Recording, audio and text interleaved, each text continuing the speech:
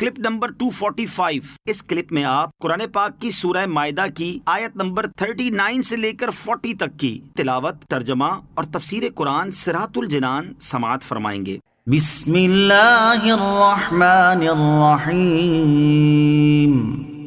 ترجمہ: اللہ کے نام سے شروع جو نہایت مہربان رحمت والا ہے۔ فمن تاب من بعد ظلمه وأصلح فإن الله يتوب عليه إن الله غفور رحيم۔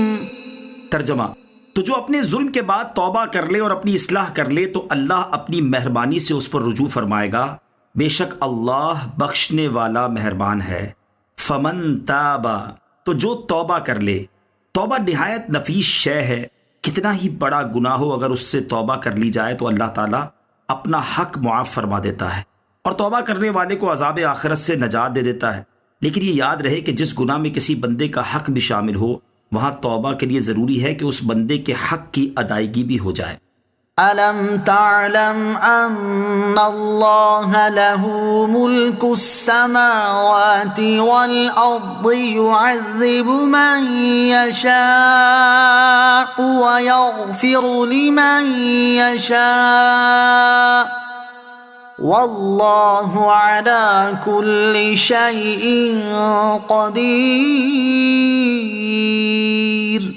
ترجمہ: کیا تجھے معلوم نہیں کہ آسمانوں اور زمین کی بادشاہی اللہ ہی کے لیے ہے؟